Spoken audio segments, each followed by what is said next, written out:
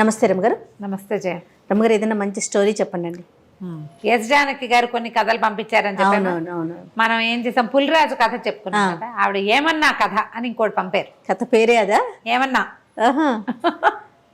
చిన్నప్పుడు మా అక్కయ్య వాళ్ళ పాప ఒకటి ఆకలిస్తుంది అనేది. అన్నం తింటా, అన్నం ఆకలి కాదు అమ్మమ్మ, ఏమైనా ఆకలిస్తుంది, ఏమైనా ఏదో ఒకటి, అన్నం కాకుండా. అన్నం ఆకలి కాదు. ఇప్పుడు కూడా అదే పెద్దది అయిపోయింది. ఇప్పుడు కూడా పిన్ని ఏమైనా ఉన్నాయా అంటుంది. ఓకే, ఈ ఏమన్నా కథ అనమాట. పూర్వం అట ఒక గొప్ప రాజుగారు ఉండేవారు, చక్రవర్తి. ఆయన చాలా దేశాల రాజ్యాల వాళ్ళు ఆయనకి కింద సామంతులుగా ఉండేవాళ్ళు. అయితే చాలా కాలం పిల్లలు కలగలేదు. చాలా కాలం పిల్లలు కలగల. భార్య భర్త ఎన్నో పూజలు వ్రతాలు నోములు ఎన్నెన్నెన్నెన్నో చేసేవారు.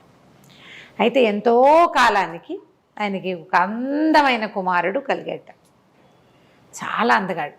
అయితే చంద్రసేనుడు అని పేరు పెట్టుకున్నారు. చంద్రుడిలాగా ఉన్నాడని చంద్రసేనుడు అని పేరు పెట్టుకున్నారు. ఎంత బాగానో పెంచుకున్నారు.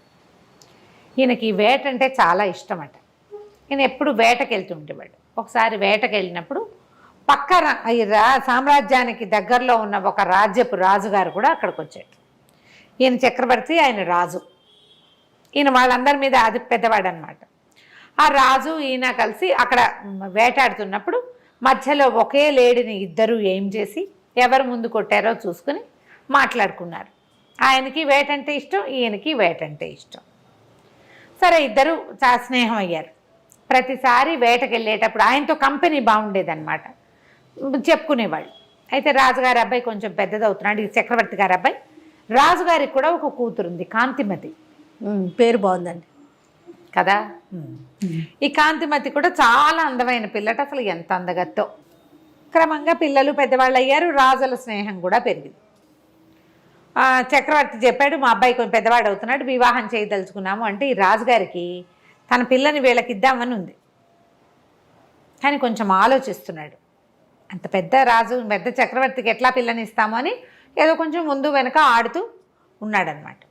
అయితే ఏదో సందర్భంలో ఏమనుకున్నారు, అంత మరి పిల్లాడి పెద్ద సంబంధాలు ఇప్పటి నుంచి చూడాలి, ఒక 3-4 ఏళ్లలో చెయ్యాలి. ఇవన్నీ ఆ రోజుల్లో ఏంటంటే ట్రాన్స్పోర్టేషనా ఫోన్లా ఏమిటున్నాయి. అవును. వీళ్ళందరూ ఉత్తరాలు రాయటము, తర్వాత ఏమో చిత్రపటాలు పంపించడము.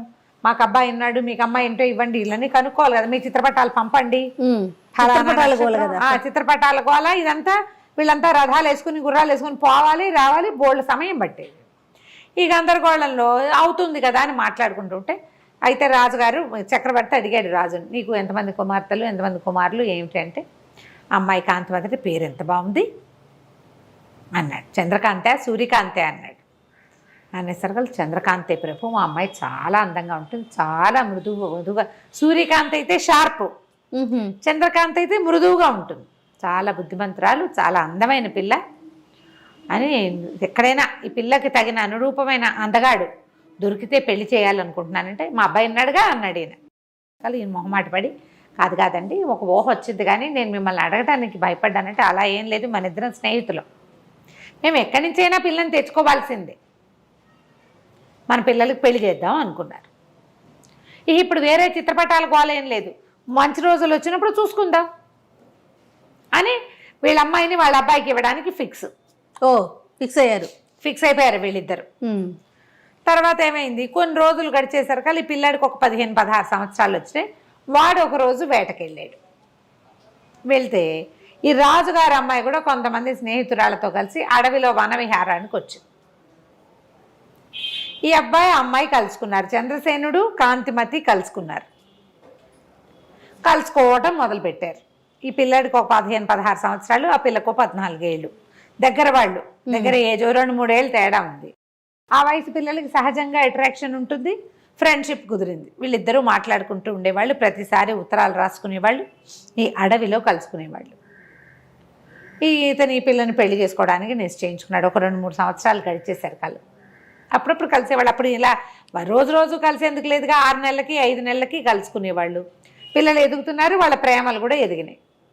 అయితే రాజుగారు చక్రవర్తి ముహూర్తాలు పెట్టిద్దామని అనుకుని భార్యకి చెప్పాడు, ఫలానా ఒక రాజుగారు అమ్మాయితో మన అబ్బాయికి పెళ్లి నిశ్చయించాను అని చెప్పేసరికల్లా ఈ కుర్రాడు అన్నాడు, అమ్మ నేను ఇంకో పిల్లని ప్రేమించాను, నేను అడవిలో కలుస్తాను అమ్మాయిని, నేను ఆ పిల్లనే చేసుకుంటాను అన్నాడు.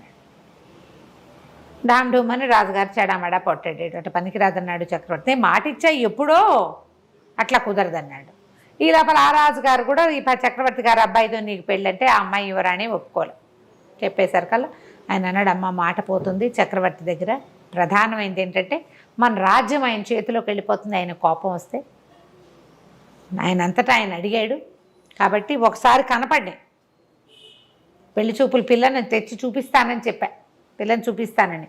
వాళ్ళు వస్తామన్నారు. అబ్బాయికే నచ్చకపోయినా ఏదో కారణం చెప్దాం, అసలు పిల్లని చూపించని కూడా చూపించకుండా నేను కాదని అనకూడదని కూతుర్ని బతిమలాడుకున్నాడు. సరే ఒప్పుకుంది, ఏడ్చుకుంటూ ఆ పిల్ల. వాళ్ళు కూడా ఏం చేశారు, ఆ రాణిగారేమో కొడుకుని బతిమలాడింది, ఎవరినో ప్రేమించేటంటే కావాలంటే రెండో పెళ్లి చేసుకోమని ఆ పిల్లని, ముందు ఈ పిల్లని చూడవలసిందేనన్నాడు. ఆ తర్వాత కథ, వివాహము పట్టపురాణి రాజు కూతురే కాంతిమతే అన్నాడు. అనేసరికల్లా సరే పేర్లు చెప్పుకోలేదు, తండ్రి పేర్లు రాలేదు. ఈ పిల్లాడు వెళ్ళి ఆ పిల్లని చూడడానికి వెళ్ళాడు. రాజు చక్రవర్తి గారు ఆయన భార్యమణి కుమారుణ్ణి తీసుకుని మంది మార్బలంతో కలిసి రాజుగారింటికి వెళ్ళాడు. ఆ రాజుగారింట్లో పిల్లని చూసేసరికి ఆ పిల్లాడు ఆశ్చర్యపడమ్మా ఈ పిల్ల నేను ప్రేమించింది అన్నాడు. ఆ పిల్ల కూడా చెప్పింది. వీళ్ళు ఇలా ప్రేమించుకున్నారు, అంత చిన్నప్పటి నుంచి స్నేహం. పెళ్లి చేశారు. చంద్రసేనుడికి కాంతిమతికి పెళ్ళయింది. సరే చక్రవర్తి గారు పెద్దవాడైపోయినాడు, పిల్లాడికి రాజ్యం అప్పచెప్పాడు. వీళ్ళకి 20 ఏళ్ల లోపలే పెళ్ళయింది కదా, ఎప్పటికీ సంతానం కలగలేదు. వాళ్ళిద్దరూ ఎంత బాగా కలిసి ఉండేవాళ్ళు. రాజ్యంలో అందరూ గుసగుసలాడుకునేవాడు. చక్రవర్తి గారి కోడలికి పిల్లలు లేకపోతే ఎట్లా? యువరాజుకి ఇంకొక పెళ్లి చేయండి, రాజు అయిపోతున్నాడు, పెళ్లి చేయాలి, ఈయన చక్రవర్తి అవుతాడు రేపు, ఉత్తరాధికారి లేకుండా ఎట్లా కుదురుతుంది? ఇంకో పెళ్లి చేయండి, ఇంకో పెళ్లి చేసుకోండి, ఇంకో పెళ్లి చేసుకోండి అని మాటలు వచ్చేవి. వాళ్ళ అమ్మ ఏమనేదంటే, ఒరే ఇప్పుడు నువ్వు కాంతిమతే నువ్వు ప్రేమించిన అమ్మాయి అయింది కాబట్టి సరిపోయింది, లేకపోతే ఆ అమ్మాయిని పెళ్లి చేసుకుని అడవిలో పిల్లని కూడా చేసుకుందాం అనుకున్నావు కదా, అదే కదా, రెండో పెళ్ళి ఎలాగో చేసుకోదలుచుకునే ఉన్నావు, అది రెండు కలిపి ఒకటే అయింది అనుకో, ఇప్పుడు ఇంకో పిల్లని ఎవరినైనా చేసుకో, ఈవిడే పట్టప్రాణిగా ఉంటుంది, ఉత్తరాధికారి లేకపోతే రాజ్యానికి కుదరదని అందరూ బతిమలాడాడు, బలవంత పెట్టారు. ఈ అమ్మాయి కూడా కాంతిమతి కూడా భర్తను రోజు అడిగేది చేసుకోమని, పెళ్లి చేసుకో పెళ్లి చేసుకో అని. చాలా రోజులకి మొత్తానికి ఒప్పుకున్నాడు. ప్రజల నుంచి ప్రెషర్ ఎక్కువ వస్తుంది, అధికారుల నుంచి ప్రెషర్ వస్తుంది. పెళ్లి చేశారు. ఇంకొక అందగతి, ఇంత అందగతి కాదు కానీ కొంత అందగతిని తెచ్చారు మొత్తానికి. సరే రెండో రాణి కూడా బాగానే ఉండేది. పెద్ద రాణి ఏంటంటే పాపం రేపు ఉత్తరాధికారిని కనడానికి వచ్చిన పిల్లని ముద్దుగా చూసుకునేది. అమ్మాయి చంద్రకాంతిమతి కదా, అంటే మంచి స్వభావం కలిగేది. అయితే కొన్నాళ్ళకి చిన్న రాణికి ఏమనిపించడం మొదలెట్టిందంటే, ఊరికే నేను ఒక పిల్లలుగానే మెషిన్ లాగా నన్ను తెచ్చారు, ఇంపార్టెన్స్ అంతా ఆవిడకే, ఈయన ప్రేమంతా ఆవిడికి, ఆయన ఏదో శాస్త్రానికి నాతో గడుపుతున్నాడు అంతే. ఒక మంటగా ఉండేది. ఏమనేది, ఆమె పెద్దరాణి ఆవిడ పద్ధతులు ఎవరికి తెలీదు, అంతా ఆవిడ ఇష్ట ప్రకారం జరగాలంటుంది అని కొంచెం పుల్ల విరుపుగా మాట్లాడేది. క్రమంగా నా మీద కుట్ర చేస్తోందని చెప్పడం మొదలుపెట్టాడు. కుట్ర ఎందుకు చేస్తుంది, నిన్ను చేసుకోమని ఆవిడే చెప్పింది అనేవాడు రాజు.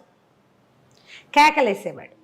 అయితే ఒకసారి ఏమైంది, చిన్నరాణి గారి దాసి పెద్దరాణి గారి మందిరంలో ఆవిడ మంత్రితోటి ఏదో మాట్లాడుతున్నది కనపడి చూసింది. చూసి అమ్మ మంత్రి గారు రాణిగారు మాట్లాడుకుంటున్నారు అని చెప్పింది. అది మామూలు మాటే. వెంటనే చిన్నరాణికి ఏం తట్టింది, మంత్రి రాణి కలిసి గూడు పుఠానీ చేస్తున్నట్టుగా చూపించచ్చు, క్రియేట్ చేయొచ్చు.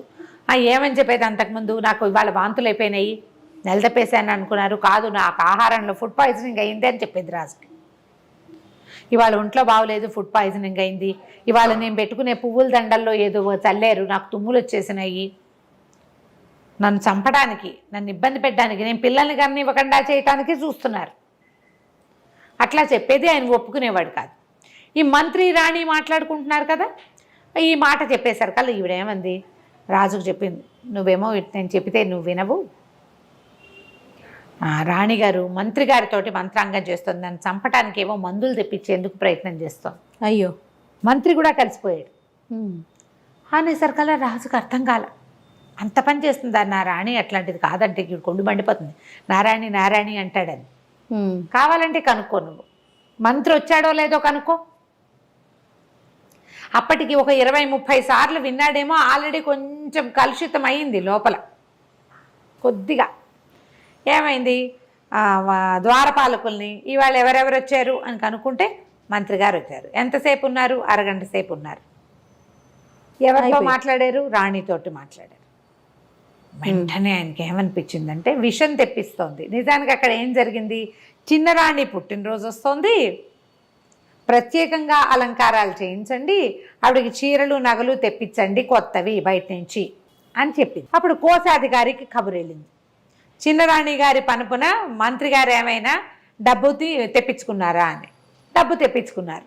ఆయన తెప్పించుకున్నది బట్టలకి నగలకి వాటికి. అది తెలియదుగా డబ్బు వెళ్ళిందన్నమాట మాత్రమే బయటపడింది. పడంగానే ఇక ఇంకేముంది, రాజుగారికి విపరీతమైన కోపం వచ్చింది. నువ్వే పెళ్లి చేసుకోమన్నావు, ఉత్తరాధికారి కోసం పెళ్లి చేసుకుంటే ఆ అమ్మాయి తెచ్చిన అమ్మాయిని ఏమైనా చేసేస్తే వెంటనే రాణికి అంతఃపురం నుంచి బహిష్కారం వచ్చేసింది. అయ్యో.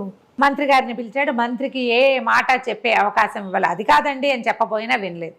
నీ మీద గౌరవంతో ఇంతకాలం నువ్వు చేసిన సేవ వల్ల నేను నిన్ను వదిలేస్తున్నా, చంపకుండా. మళ్ళీ నువ్వు రాజభవనం గుమ్మం ఎక్కద్దు. ఈ మంత్రి గారికి దూరంగా ఒక పల్లెటూరులో ఆయన కుటుంబం ఉంది. ఆయన వస్తూ పోతూ ఉంటాడు ఇక్కడికి. మీ ఊరు వెళ్ళిపో, నువ్వు మళ్ళీ రాజధానిలోకి రావద్దు. నువ్వు ఆవిడికి లోబడిపోయావని నాకు అర్థమైపోయిందంటే అది కాదండి అని చెప్పపోతాడు. ఇక వినడు రాజు. సగం చెడిన బుర్రలో పెద్ద విత్తనం పడితే పూర్తిగా చెడిపోతుంది. అంతే. మంత్రిని పంపించేశాడు. రాణిగారికి బహిష్కారం ఏమిటంటే, రాణిగారికి ఒక పాత పురాతనమైన పడిపోయేలాగా ఉన్న ఒక పాత రాజభవనం ఒకటి ఉంది. ఇవి అక్కడ ఉండాలి. ఈవెన్ అక్కడ పంపించారు. పాతది, పడిపోయేందుకు శిథిలావస్థలో ఉంది. ఎవ్వరూ సహాయం లేరు. ఒక నత్తి నంగిగా ఉండే ఒక కుర్రవాడిని ఆవిడకి పని మనిషిగా ఇచ్చారు. అంతే. ఆ కుర్రాడి సాయంతో నువ్వు అక్కడ ఉండు, నీకు ఇక అంతఃపురం ప్రవేశం లేదు.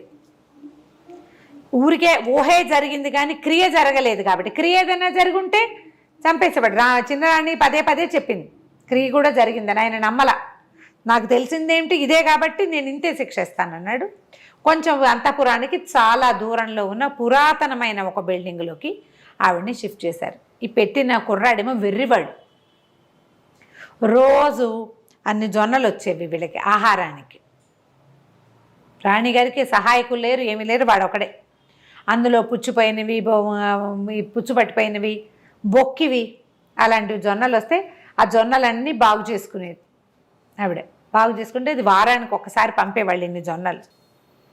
ఆ జొన్నల్లో సగం పోయేవి. మిగిలిన సగంతో ఆవిడ ఏదైనా కాస్త అంత వండి వాడికి అంత జావా, తనకో ఇంత జావాతో బతికి ఉండేది. అయితే ఏమైంది, వీడు కొంచెం ఏంటంటే వెర్రివాడు, కానీ వాడికి ఒక రకంగా పాటలు, మ్యూజిక్ అవి పిచ్చి. మామూలుగా తెలివిగల మాటలు అవి ఏమీ లేవు, అయోమయంగా ఉంటాడు. అయితే ఏమైందంటే ఈ జొండలు తెస్తుంటే ఒక దారిలో పెద్ద సన్నాయి మేళము అవి వినపడుతున్నాయి. ఏవో ఫంక్షన్ జరుగుతుంటే వీడు ఆ డోల్ శబ్దానికి అనుగుణంగా చిందులేయటం మొదలుపెట్టాడు. చిందులేస్తుంటే సరే జనాలకు సరదాగా ఉంటుంది కదా, ఆ డోలు వాయించేవాడు ఇంకో కొంచెం సన్నాయి వాడు పీపీపీ అని ఇంకా బాగా వాయించి, డోలు వాడు ఇంకా మధ్యలో బాగా దరువు వాయించేసరికి వీడు ఎగురుతూ డ్యాన్స్ చేస్తుంటే అందరూ ఏం చేశారు, వాడి మీద 5 పైసలు 10 పైసలు విసిరేశారు. ఆ విసిరిన డబ్బులన్నీ తీసుకొచ్చాడు. 1 రూపాయి అయింది.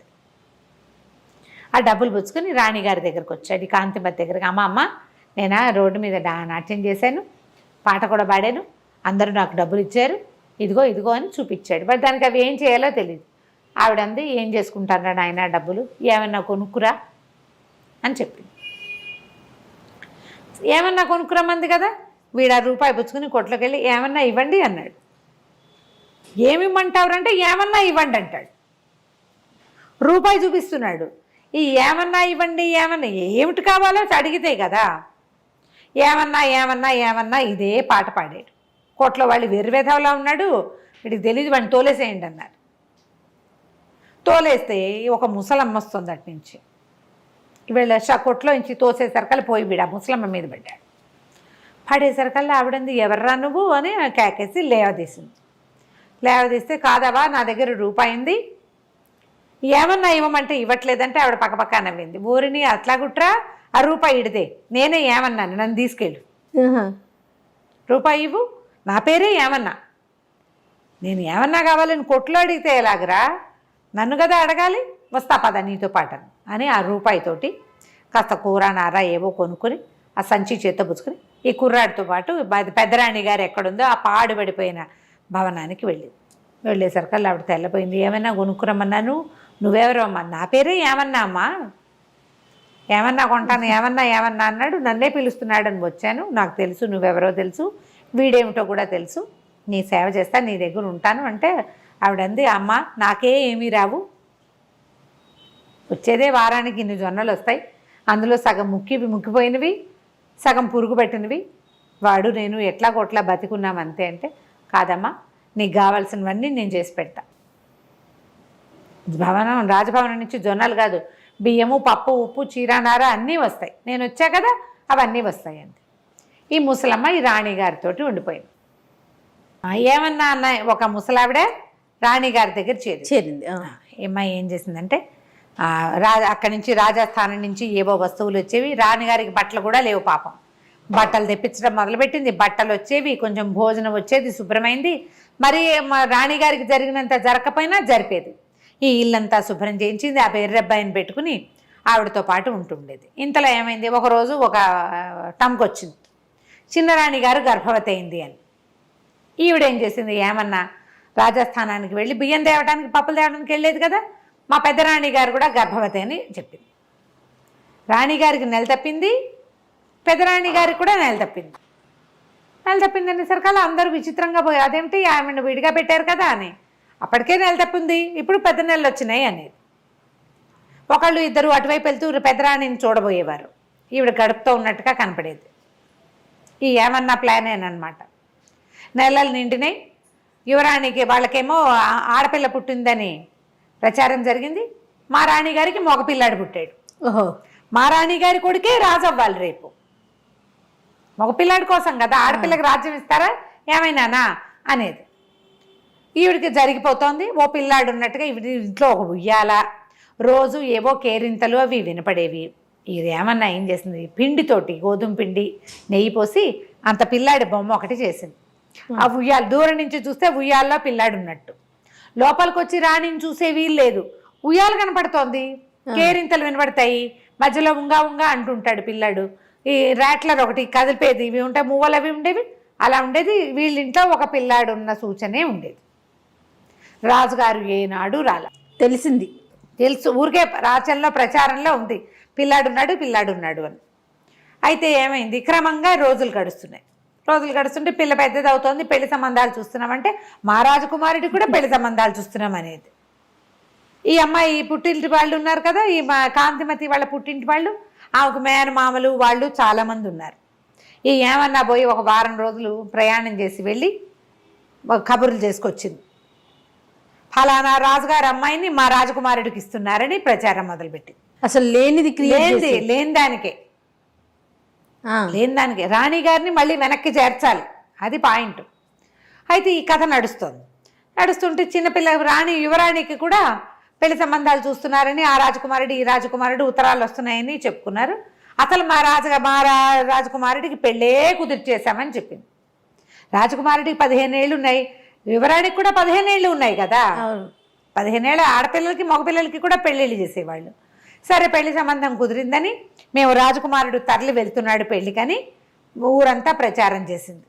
ఒక పెద్ద పల్లకి మాట్లాడి, మామూలుగా ఉయ్యాల్లో పిల్లాడంతా ఇంత పిల్లాడి బొమ్మ, ఈ పల్లకీలో ఒక పడుకున్న షేపులో ఒక రాజకుమారుడి బొమ్మ, మట్టి బొమ్మ, పిండి బొమ్మ తయారు చేయించింది. గోధుమ పిండి బాగా నెయ్యి పోసి కొంచెం బెల్లం కలిపి ఇంత బొమ్మ, పల్లకిలో ఒక మనిషి ఉన్నట్టు, దూరం నుంచి చూస్తే మనిషి ఉన్నట్టు కనపడాలి కదా. సరే పల్లకి తీసుకెళ్తున్నారు, మన పట్టప్రాణి గారు ఇక్కడే ఉంది కాంతిమతి, పిల్లని తీసుకెళ్తున్నారు, పెళ్ళికి తీసుకెళ్తున్నాం తరలి వెళ్తున్నామని ప్రచారం చేస్తుంది. అయితే ఏమైందట, ఆ ఊళ్ళో ఒక గంగానమ్మ గుడి ఒకటి ఉంది. ఆ గంగానమ్మకి పిండి నైవేద్యం పెడతారు, గోధుమ పిండిలో నెయ్యేసి అదే చలివిడి నైవేద్యం పెడతారనమాట. అయితే ఏమైంది, ఆ పూట వీళ్ళు పల్లకితో వెళ్తుంటే రాజకుమారుడు పెళ్ళికి తరలివెళ్తున్నాడు అని చెప్పుకున్నారు. ఆ రాజకుమారుని కంటితో చూసిన వాడు ఎవడూ లేడు, అందులో ప్రవేశం లేదు కదా అంతఃపురంలో. ఇప్పుడు ఆవిడనే ఒక పాడుపడిపోయిన ఇంట్లో ఉంచారు, అందులో ప్రజలెవరు వెళ్ళడానికి వీలు లేదు, ఆవిడకి బహిష్కారం ఉంది. ఈ ఏమన్నా ఒకటే లోపలికి బయటికి తిరుగుతూ ఉండేది. అయితే ఏమైంది, ఈ గంగానమ్మ గుడి దాకా వచ్చాక బోయిలు మోసి మోసి భుజాలు నొప్పులు పుడుతున్నాయమ్మా, చెద్దన్నం తెచ్చుకున్నాం తింటాం మేము ఇక్కడ కూర్చునంటే ఆ ఏమన్నా అంది, సరేలారా పల్లకి దింపండి, మీ తిళ్ళు మీరు తినండి, మరి నేను అట్లా కొంచెం బయటకు వెళ్ళి కాస్త కాళ్ళు కడుక్కొస్తానని ఆ పల్లకి అక్కడ వదిలిపెట్టి అవి ఏమన్నా ఏమో పక్కన ఏదో చెరువు, చిన్న చెరువు వెళ్తుంది ఉంటే అక్కడికి వెళ్ళి కాస్త చాలాసేపటి నుంచి ప్రయాణం చేస్తున్నారు. ఆ ఊరి మొగదలలో ఉంది గంగానమ్మ గుడి. వీళ్ళు ఊళ్ళో లోపల ఉన్నారు, అదంతా నడిచి వచ్చారు కదా. ఈ బోయిలంతా ఒక పక్కన కూర్చుని అన్నాలు తింటున్నారు. ఈ బోయి చెరువు దగ్గరికి వెళ్ళింది. ఇంతలో ఏమైంది, ఈ విగ్రహం దేంతో చేశారు, ఈ బొమ్మ గోధుమ పిండి బాగా నెయ్యి పోసి బెల్లం కలిపి. ఈ లోపలున్న గంగానమ్మకి ఆ నెయ్యి గోధుమ పిండి వాసన వచ్చింది. ఓహో, ఆహారం తెస్తున్నారని చూస్తోంది. ఎంతసేపటికి లోపలికి రాల. మామూలుగా అమ్మవారి నైవేద్యం ఎంత పెడతారు, ఇంతదే మనం చలివిడి చేస్తే గుమగుమలాడుతుంది. అంత ముద్దతో చేసిన 15 ఏళ్ల పిల్లాడి బొమ్మ ఎంత వాసన వస్తుంది. ఆమె కాస్త ఇట్లా కూర్చుని ఉంటుంది పీట మీద, కూర్చుని ఆవిడ లేచి వచ్చింది. లేచి గుళ్ళోంచి బయటకు వచ్చింది.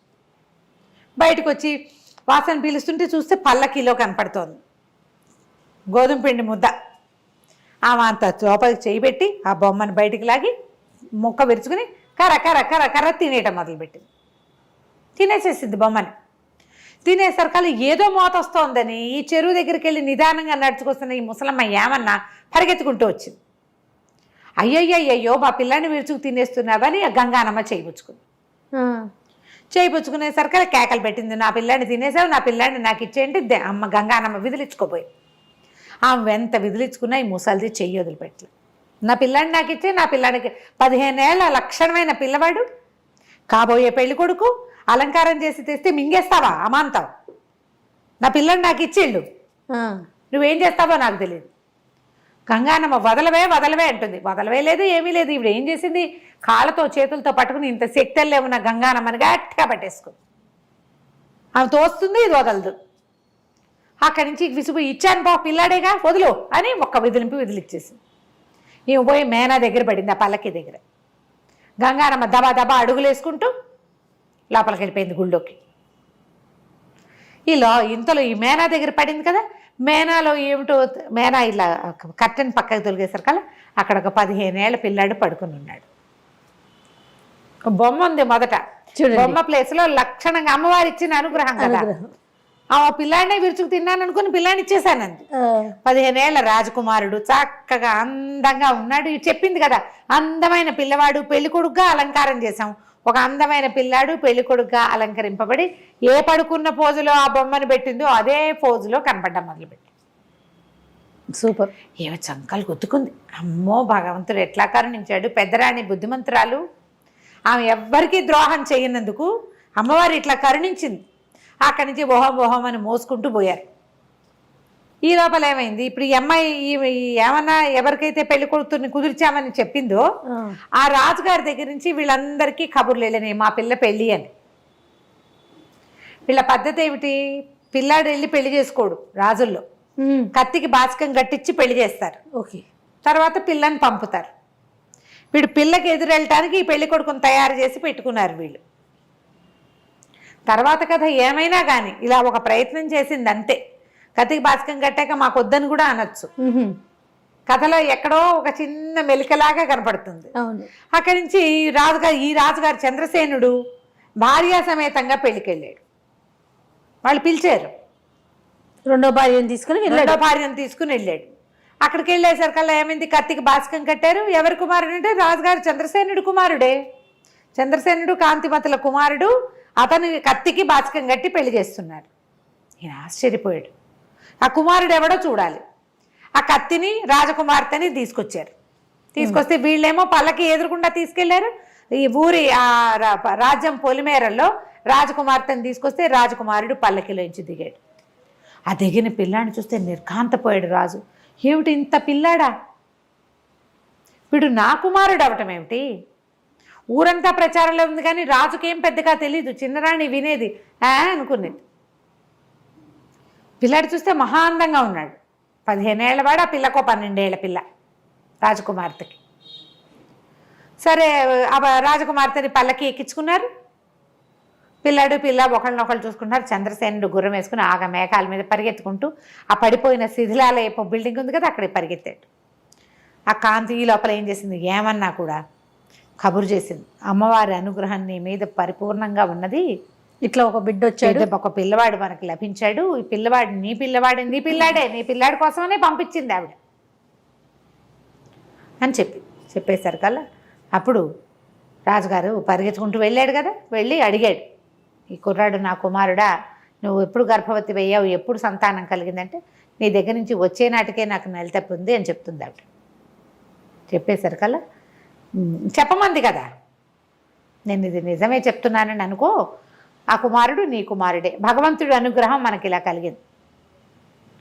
ఆశ్చర్యపోయాడు, ఇట్లా ఎట్లా జరిగింది, ఇంత పిల్లాడిని నేను ఎట్లా పోగొట్టుకున్నాను, రాజ్యానికి ఉత్తరాధికారి అయిన వాడు ఈ శిథిలాలయంలో ఉండటం ఏమిటి, ఆయనకు అర్థమే కాల. ఫీల్ అయ్యాడు. సరే అక్కడి నుంచి రాజకుమారుడిని మరి ఇక్కడికి ఎట్లా తీసుకొస్తారు, రాజకుమారుడిని రాకుమార్తెని తమ ఇంటికి తీసుకెళ్ళి సగౌరవంగా కాంతిమతిని కూడా పల్లకి పంపించి రాజస్థానానికి రప్పించాడు. అప్పుడు ఈ ఏమన్నా అని పిలిపించాడు. ఆవిడేం చెప్పిందంటే అందరికీ చెప్పింది ప్రజలకి, రాణిగారికి కుమారుడు కలగలేదు, ఈ కుమారుడు రాణిగారికి పుట్టిన కుమారుడు కాదు, ఆమె సహనంగా 15 సంవత్సరాలు తను చేయని తప్పుకి ఒక్క కంప్లైంట్ కూడా లేకుండా పుచ్చిపోయిన జొన్నలు పంపించిన ఆ వండుకు తిని నిశ్శబ్దంగా ఉన్నందుకు గంగానం ఇచ్చింది ఈ రాజ్యానికి ఉత్తరాధికారి అని చెప్పింది. నేను మంత్రి గారి ఇంట్లో పనిచేసేదాన్ని, మంత్రి గారికి ఇక్కడ సహాయంగా ఉండేదాన్ని, మన రాజుగారు మంత్రి గారిని ఊరు పంపించేస్తే నాకు పని లేకుండా పోయింది. నేను ఈ ఎవరి మహారాణి దగ్గరికి వెళ్ళే మార్గాన్ని చూస్తుంటే ఈ కుర్రాడు తగిలేడు నాకు, వాడు ఏమన్నా కొంటా అంటే ఆ ఏమన్నాగా నేను వెళ్ళాను, మంత్రి గారి దగ్గరికి వెళ్ళి ఇట్లా మహారాణి దగ్గర చేరానని చెప్తే ఈమెకు కావలసిన ఆహారము దినుసులు అన్నీ కూడా మంత్రి గారే ఇచ్చాడు. ఇప్పుడు ఆ రోజున చిన్నరాణి రాజుగారికి కంప్లైంట్ చేసింది, ఏమిటి వీళ్ళిద్దరూ గూడు పుఠాని చేశారని. ఏం మాట్లాడారో రాణిగారితో మంత్రి గారితో విడివిడిగా సభలో వినండి. చిన్నరాణి పుట్టినరోజు, రేపొద్దున ఆవిడకి పుట్టబోయే సంతానమే ఉత్తరాధికారి అవుతుంది, ఆమె మొదటి పుట్టినరోజు మన రాజ్యంలో ఘనంగా చేయాలని, ఆమెకి చీరలు నగలు తీసుకురమ్మని, పుట్టినరోజు ఏర్పాట్లు గ్రాండ్గా చేయమని రాణిగారు చెప్పింది.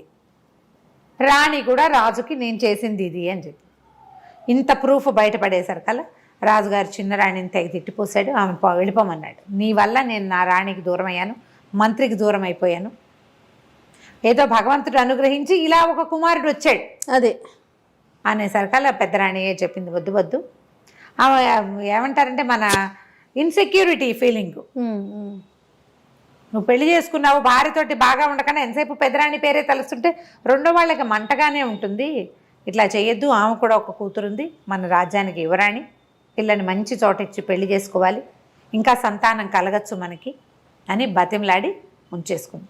ఈ గంగానమ్మ ఇచ్చిన రాకుమారుడికి సూర్యసేనుడు అని పేరు పెట్టుకున్నారు.